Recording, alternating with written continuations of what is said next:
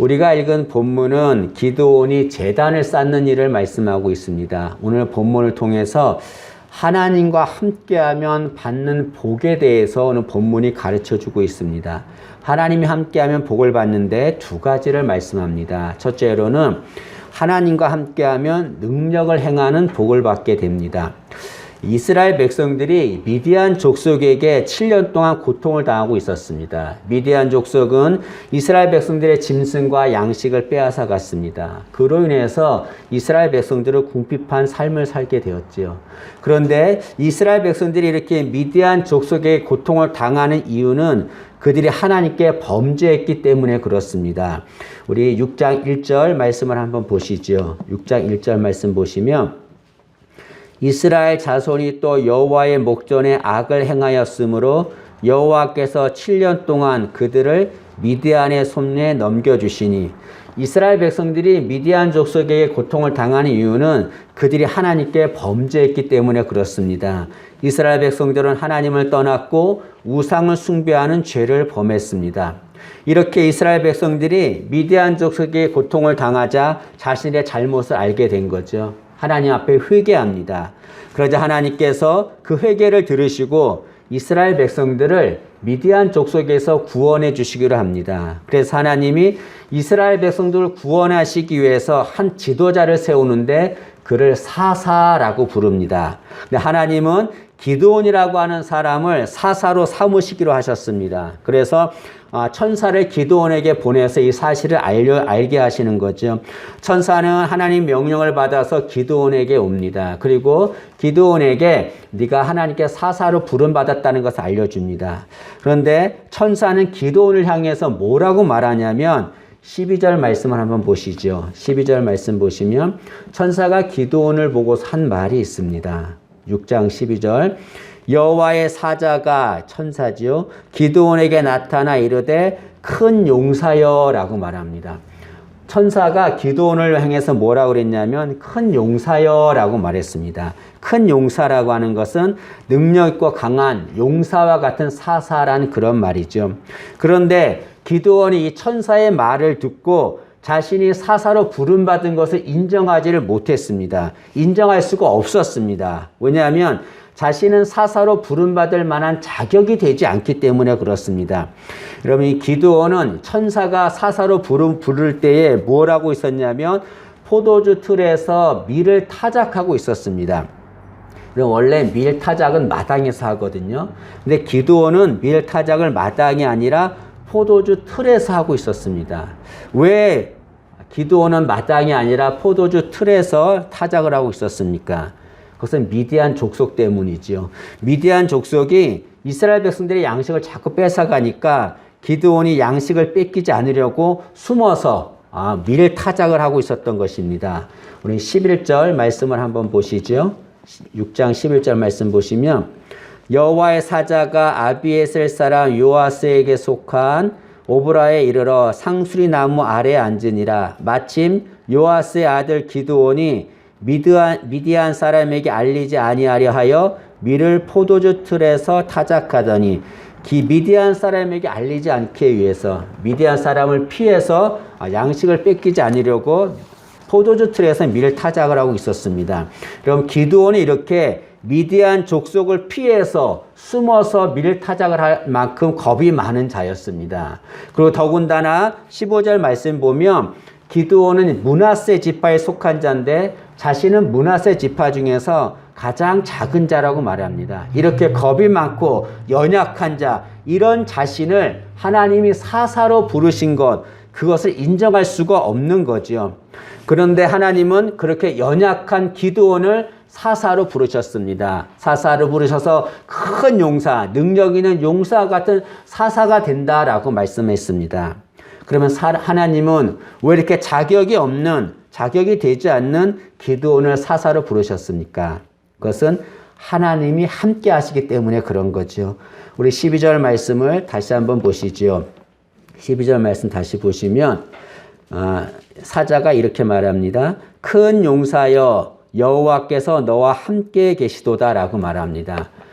기드온이 큰 용사가 될 수 있었던 것은 하나님이 함께 하시기 때문이다. 그런 말이죠.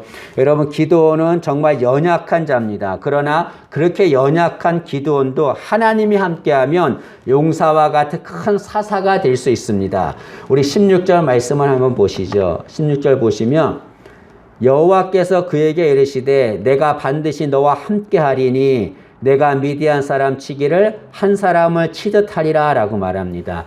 하나님께서 기드온에게 함께하자 능력을 주십니다. 얼마큼 능력을 줍니까? 미디안 사람 치기를 한 사람 치듯 그렇게 능력을 준다라고 말하고 있습니다.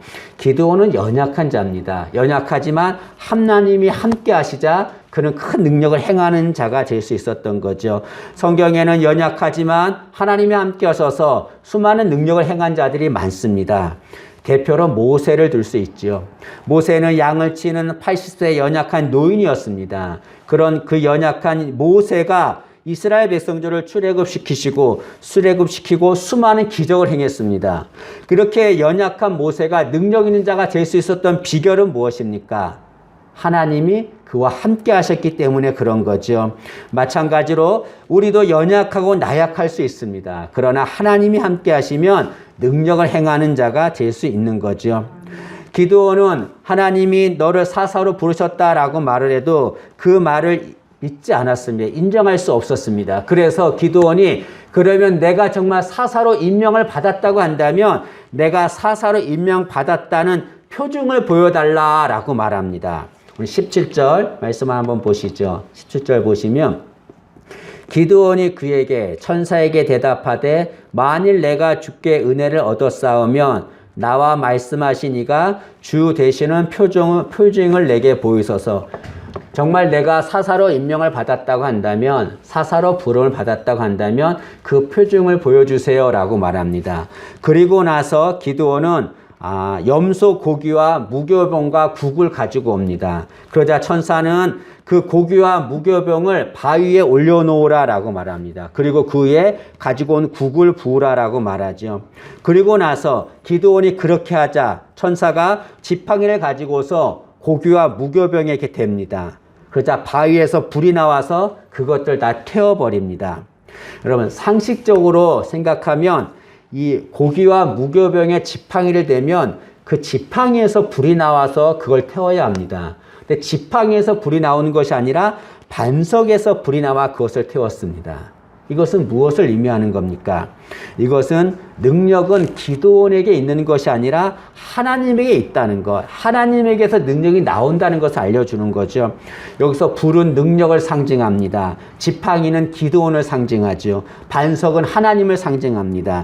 여러분, 지팡이에서 불이 나오지 않았습니다. 반석에서 불이 나왔습니다. 이것은 뭘 말합니까? 능력은 기드온에게 있다는 것이 아니에요. 기드온에게 능력이 있는 것이 아니라 하나님에게 능력이 있다는 것을 말합니다. 기드온은 능력이 없는 연약한 자입니다. 그러나 하나님은 능력이 있는 자입니다. 때문에 그 능력이 많으신 하나님과 함께하면 기드온도 능력을 행할 수 있다는 것을 보여준 거죠. 연약하고 나약하지만 능력 있는 하나님, 그 하나님과 함께하면 능력 있는 능력을 행하는 그런 복을 받게 됩니다. 마찬가지로 우리도 얼마나 연약하고 나약합니까? 연약하고 나약하지만 하나님과 함께하면, 능력 있는 하나님과 함께하면 우리도 기드온처럼 능력을 행하는 자가 될 줄로 믿습니다. 우리가 실수하는 것이 있는데 그것이 뭐냐면 우리 스스로 우리 한계를 결정한다는 겁니다. 여러분, 내가 내 스스로 내 한계를 결정해요.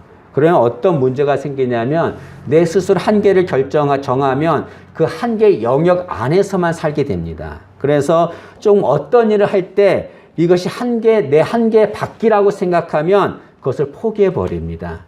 그를 행하려고 하지 않습니다. 포기하고 나중에 절망하게 되는 거죠.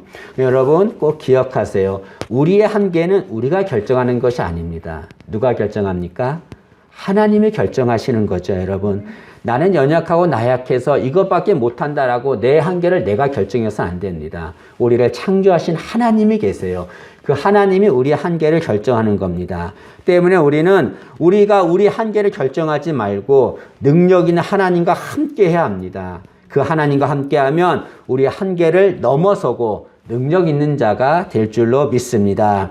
이런 기드온은 하나님과 함께해서 능력 있는 자가 되었습니다. 우리도 하나님과 함께해서 능력 있는 자가 되기를 진심으로 소망합니다. 두 번째로 하나님과 함께하면 여호와 샬롬의 복을 누리게 됩니다. 천사는 이렇게 기드온에게 표징을 행합니다. 그리고 떠나버려요. 그런데 천사가 떠나자 기드온이 갑자기 두려움이 생겼습니다. 왜냐하면 이 당시에는 하나님이나 천사를 대면하면 그 사람은 죽는다라는 생각을 가지고 있었습니다. 근데 기드온이 천사를 대면했거든요. 때문에 내가 천사를 봤기 때문에 나는 죽을 것이다 라고 하는 두려움에 있었습니다. 그렇게 두려움에 있는 기드온에게 하나님이 말씀합니다. 기드온아, 절대로 두려워하지 말라. 너 죽지 않을 거야. 그러니까 안심하고 두려워하지 말라라고 말씀합니다. 23절 말씀을 한번 보시죠. 23절 보시면 여호와께서 그에게 기드온에게 이르시되 너는 안심하라, 두려워하지 말라, 죽지 아니하리라 하시니라. 두려워하는 기드온에게 하나님이 말씀합니다. 기드온아, 절대로 두려워하지 마. 너 죽지 않을 거야. 안심하라 라고 말씀합니다. 그러자 그 하나님의 음성을 들은 기드온은 너무나 감격했습니다. 너무나 감격해서 거기에서 제단을 쌓습니다. 그리고 그 제단을 여호와 샬롬이라고 불렀습니다. 여러분, 여호와 샬롬이라고 하는 뜻이 무엇입니까? 여호와께서 평화를 주신다, 그런 말이죠. 이것은 두려워하는 기드온이 하나님이 평화를 주셔서 두려움을 물리쳤기 때문에 이렇게 부른 것입니다. 두려움 속에 있었던 기드온, 그러나 하나님의 평화가 그에게 임하자 그런 두려움이 다 사라지게 되었습니다. 너무나 감격스러워서 거기에 제단을 쌓게 된 거죠. 여러분, 현대의 많은 사람들은 기드온처럼 두려움을 가지고 살아가고 있습니다. 많은 사람들이 두려움 속에 살아가고 있습니다. 전쟁이라고 하는 두려움, 그 다음에 또 질병이라고 하는 두려움, 코로나에 대한 두려움이 많잖아요. 또 물질의 어려움에 대한 두려움, 또 인간관계에 대한 두려움, 그런 여러 두려움 속에 살아가고 있습니다. 그들은 그 두려움 속에서 벗어나기를 원합니다. 두려움에서 벗어나 평화를 누리기를 원하죠. 그런데 어떻게 하면 그 평화를 누릴 수 있습니까? 여호와 샬롬의 하나님, 그 하나님과 함께하면 그러면 두려움에서 벗어나 평화를 누리게 되는 거죠. 때문에 우리는 무엇보다 여호와 샬롬의 은혜를 누려야 합니다. 근데 여호와 샬롬의 은혜를 어떻게 누릴 수 있습니까? 하나님과 함께 할 때 여호와 샬롬의 복을 누리게 되는 거죠. 오늘 말씀해 보면 기드온은 제단을 쌓는데 어떻게 쌓냐면 여호와를 위하여 제단을 쌓은 후에 여호와 샬롬이라 불렀다라고 말합니다. 여러분, 기드온은 제단을 쌓을 때 여호와를 위하여 제단을 쌓았다라고 말합니다. 여호와를 위하여 제단을 쌓았다고 하는 것은 여호와와 함께 했다는 것을 말하는 거죠. 다시 말하면 기드온이 하나님과 함께 했기 때문에 여호와 샬롬의 복을 누릴 수 있게 되는 것을 말합니다. 여러분, 기드온은 하나님과 함께해서 여호와 샬롬의 복을 누렸습니다. 마찬가지로 우리도 하나님과 함께하면 여호와 샬롬의 복을 누리게 될 줄로 믿습니다. 그럼 이 당시에 이스라엘 백성들은 여호와 샬롬의 은혜가 없었습니다. 그래서 이거를 엔 샬롬이라고 합니다. 엔은 없다라는 거죠. 엔 샬롬, 여호와의 샬롬, 평화가 없다, 그런 말입니다. 이스라엘 백성들은 선민임에도 불구하고 여호와의 샬롬이 없었습니다. 왜 그렇습니까? 그들을 하나님과 함께하지 않았기 때문에 그렇습니다. 서두에 말했던 것처럼 이스라엘 백성들은 하나님을 떠났습니다. 그들은 하나님을 떠나 우상과 함께하고 우상을 숭배했습니다. 여러분, 우상에게는 절대로 평화가 없습니다. 하나님만이 평화의 근원이 되십니다. 그 평화의 근원 되신 하나님을 떠난 이스라엘 백성들, 그들에겐 평화가 없는 거죠. 하나님과 함께 할 때만 여호와 샬롬의 은혜가 임하는 겁니다. 이런 많은 사람들은 평화를 누리기 위해서 여러 사람들과 관계를 맺으며 함께 하려고 노력하고 있습니다. 이런 여러 사람과 관계를 맺고 함께 한다고 해서 진정한 평화를 누리는 것은 아닙니다. 예를 들어서 대통령이 된 사람, 그 사람과 함께하면 진정한 평화를 누릴 거라 생각하지만 절대로 그렇지 않습니다. 세상이 주는 평화는 일시적인 거거든요. 사람들이 만든 평화는 일시적입니다. 그러나 주님의 평화는 주님이 주시는 거기 때문에 영원한 겁니다.